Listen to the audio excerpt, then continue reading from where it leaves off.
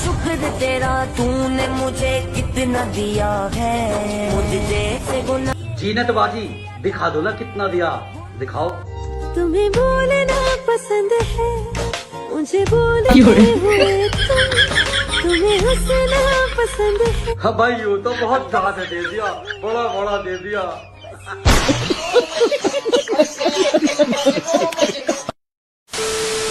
जय श्री राम, हर हर महादेव। कैसे हैं दोस्तों? आशा करती हूँ आप सब अच्छे ही होंगे। स्वागत है आपका आज के एक और नए वीडियो में। चैनल पर नए आए हैं तो चैनल को सब्सक्राइब कर लीजिए, वीडियो को लाइक शेयर कीजिएगा, कमेंट बॉक्स में जय श्री राम का नारा लगाना ना भूलें। वीडियो में अंत तक बने रहिएगा। तो चलो वीडियो शुरू करते हैं। अच्छी तरह सुनिए, धमाका है ये।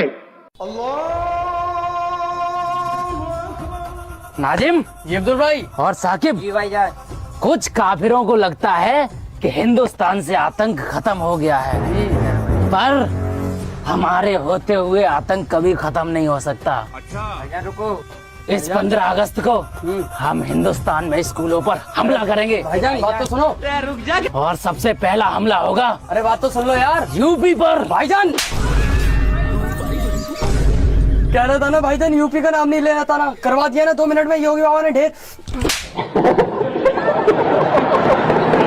यह है संजय सिंह, जिन्हें प्यार से टिकट ब्लैकिया भी कहा जाता है। अब ये वीडियो देखिए। अच्छा, आप आरएसएस को किस नजरिए से देखते हैं? आरएसएस को नजरिए से देखने की बात अगर आप कहेंगे तो जो आजादी के आंदोलन में उनका इतिहास है वो तो बहुत ही काला है।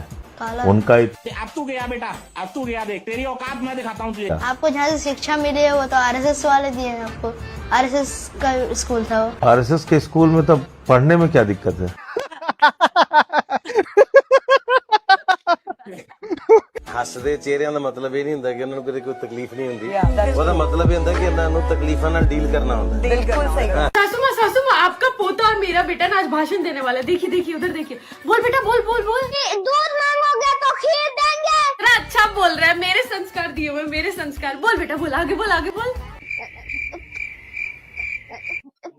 अरे कश्मीर मांगोगे तो तुम्हारी बिलासा छीन देंगे।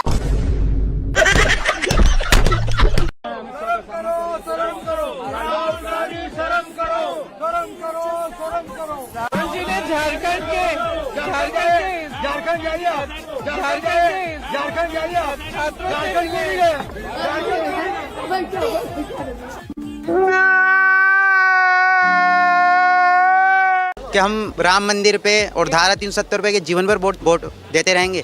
अच्छा, हमें बीजेपी ने खरीद नहीं लिया, हम राम मंदिर पे धारा 370 पे वोट देते रहेंगे। हमें अपने भविष्य के बारे में भी सोचना चाहिए। वाह क्या एक्टिंग कर रहा है। कौन सा प्रधानमंत्री बनना सर, एक युवा प्रधानमंत्री बनना चाहिए। मेरे ख्याल से राहुल गांधी को देखना चाहिए इस बार। अभी बता है भाई, उनको प्रधानमंत्री। बात सुन लो, तुम्हारे कोई बहन है कि नहीं है? हाँ, है। वो मंच के ऊपर अपनी बहन को चुमा लो, तुम लोगे? तुम लोगे? देखिए तुम लोगे? वो तो भाई बहन का प्यार है चाचा। और भाई बहन का प्यार नहीं है? हाँ। तुम्हारा नहीं है भाई बहन का प्यार? हाँ। है क्या नहीं है? हाँ। है तो तुम मंच के ऊपर चुमा लेके दिखाओ। हाँ। दोस्तों और 13 तारीख को दिल्ली के एक प्रोग्राम में हमारे नेता पप्पू जी ने और प्रधानमंत्री और गृह मंत्री को 2 बातें क्या बोल दी और भक्तों की आग लग गई। भक्त हमको मैसेज करके कह रहे हैं कि तेरा पप्पू तो 1 नंबर का झूठा है, झूठी मूठी बातें कर रहे हैं मंच से। हमने कहा कि क्या बोल दिया भैया? कह रहे हैं कि तेरे पप्पू कह रहा है कि नरेंद्र मोदी रात भर सोता नहीं है। तो अब ये बता कि मोदी जी अगर रात को नहीं सोते, तेरे पप्पू को क्या कैसे पता? तेरे पप्पू के हम अपनी ऐसी तैसी करवाने जाता है? नहीं, बिल्कुल नहीं।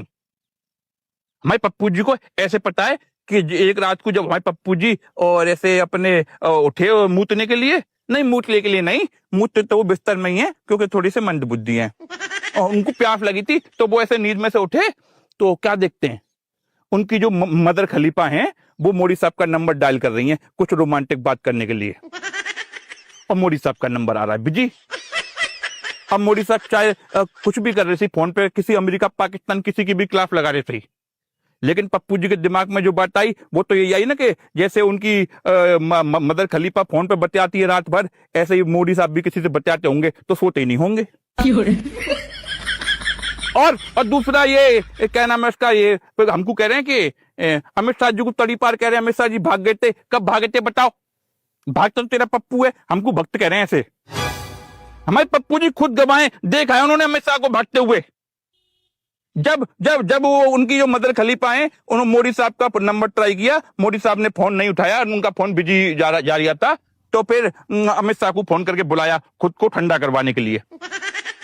अमित शाह जी आए और वहां माहौल को थोड़ा ठंडा किया, और पप्पू जी जब उठे तब तक अमित शाह जी वहां से भाग गए थे। खुद गवाए, पप्पू जी ने खुद देखा था। हमें पप्पू जी पर शक मत करना आज के बाद। भक्तो अब्दुल कौन है बे? अबे कब तक डिफेंड करेगा अपने नल्ले पप्पू को? अरे कुछ भी कह रहे, तुमको क्या मत बोले? हमारी परेशानी तुम नहीं समझोगे दोस्तों, कोई हमारी परेशानी नहीं समझता। अरे हम चमचे, हमारा अलग ही गणित चलता है। हमको खूब पता है कि सामने बैल है, ये कभी दूध नहीं देगा, फिर भी हमको बाल्टी लेके उसके नीचे बैठना पड़ता है दूध के इंतजार में।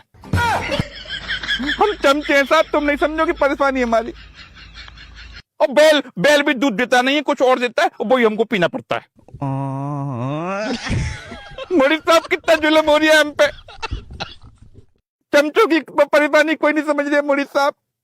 दोस्ती पा अडानी को अमेरिकी कोर्ट से आरोप मुक्त किया गया और ट्रंप प्रशासन की ओर से कहा गया कि आगे इस पर कोई केस न्याय के हित में नहीं है। हमें लगा देश के हित में उद्योगपतियों की रेड मारने वाले राहुल गांधी, जो पान दुकान वाले लॉजिक मारकर कि तुम यहाँ स्विच दबाते हो पैसा अडानी की जेब में जाता है, ये कहते हुए लहरिया लूटा करते थे। अब वही इस पर कुछ कहेंगे, पर अभी वो दूसरे विषय पर संसद सत्र को बर्बाद करने के बाद अपने छर्रों के माध्यम से हाथ में बंदर रखवा कर नाच रहे हैं। वह बंदर वस्तुतः राहुल गांधी का उचित नमूना है। बंदर डाल उछलता है, राहुल गांधी झूठ पर उछलते हैं। अडानी पर एक आंटू झाटू हिंडनबर्ग रिपोर्ट जैसे स्तरहीन संस्था को आधार बनाकर जो पूरा कैंपेन राहुल गांधी और रवीश कुमार जैसे चिरकुट पत्रकारों ने किया, जो यूएस कोर्ट ने ऐसा कहा वैसा कहा पर थंबनेल से भर दिया करते थे, अब वो उसी थंब की नेल स्थान विशेष में घुसाए हुए जीभ को दांत से काट रहे होंगे कि उनके अमेरिकी बापों ने उन्हें धोखा दे दिया। पर होगा कुछ नहीं, ये सब के सब निर्लज्ज है। इनको कोर्ट की रूलिंग से मतलब न था न है। ये वेल्थ क्रिएटर्स को टारगेट करते हैं कि खैरात में 150 करोड़ हमारे मुंह पे मार दो वरना हम तुम्हें बर्बाद कर देंगे। अब राहुल गांधी बताएंगे कि अडानी की वैल्यू का जो लॉस हुआ इन 3 वर्षों में, क्या वह निवेशकों की जेब से नहीं गया? क्या यह उन नागरिकों का पैसा नहीं था? तो राहुल गांधी आखिर किसके पक्ष में थे? राहुल केवल बर्बादी के पक्ष में है कि देश में आग लग जाए, मैं राख पर ही कुर्सी लगाकर बैठूंगा, पर बैठना तो मुझे है ही। यह पूरा प्रकरण हमें बताता है कि कैसे वामपंथी दीमक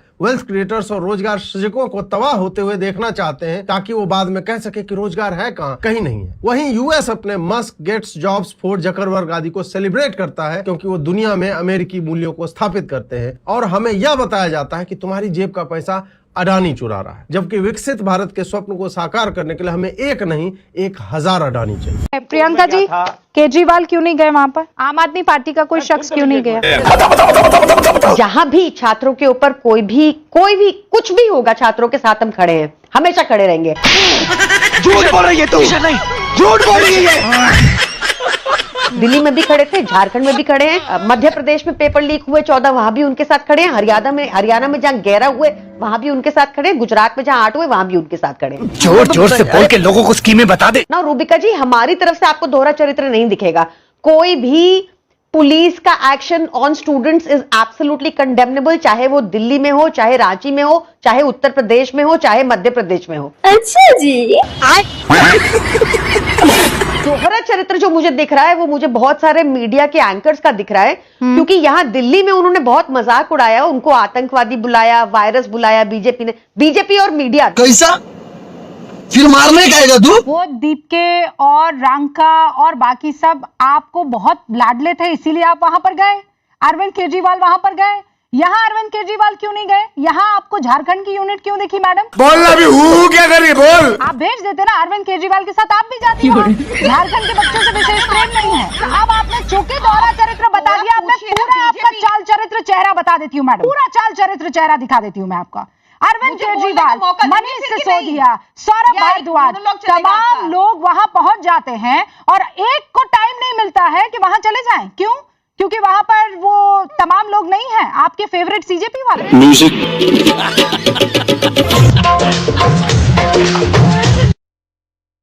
इनके माइंड में घुस गया कि foreign policy is this,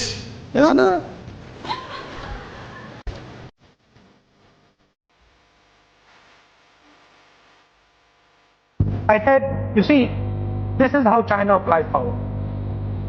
Now, this is how India applies power.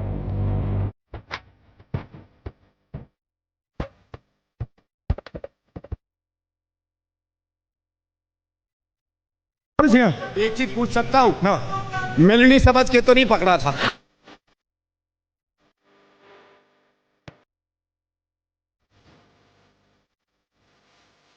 मिलनी समझ के तो नहीं पकड़ा था?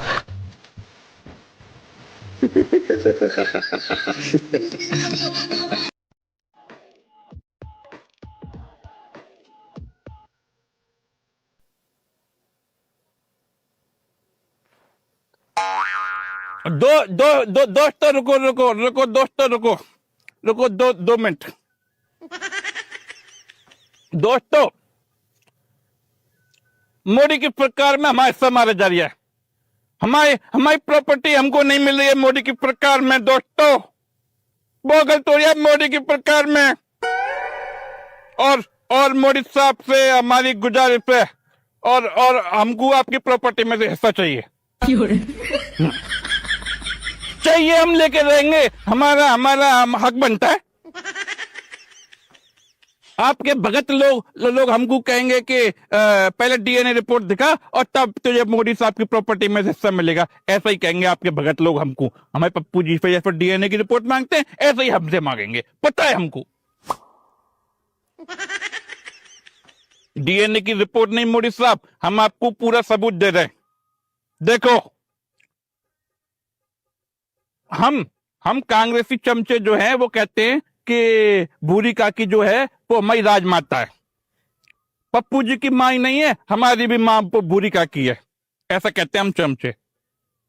और हमारे पप्पू जी कहते हैं कि हम कांग्रेसी कार्यकर्ता, हम चमचे, हम जितने भी कार्यकर्ता हैं सब शेर के बच्चे हैं, ऐसा कहते हैं।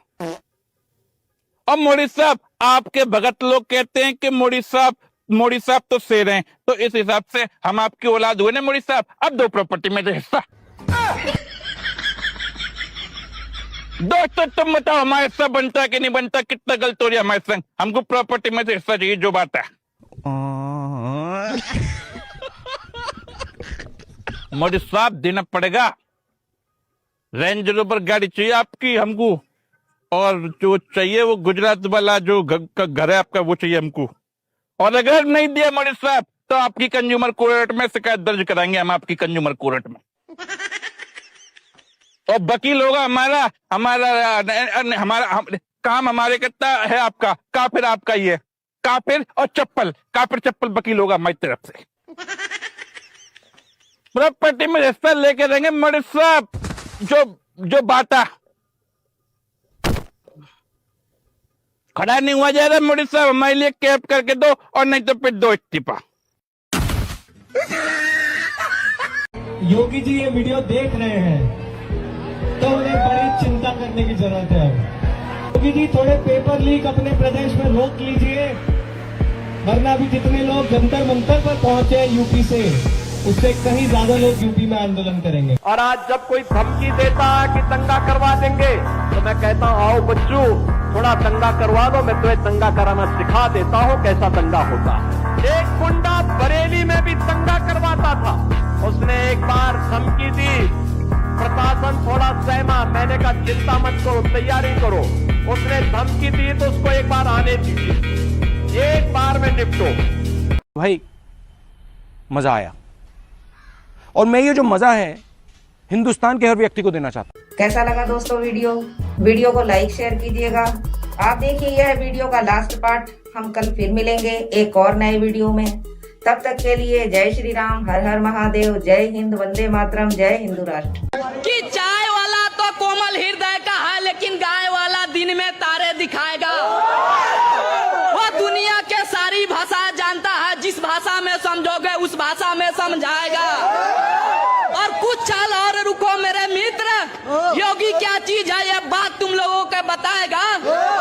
और चाय वाले ने तो चलाई है बुलेट ट्रेन, लेकिन गाय वाला रोज बुलडोजर ही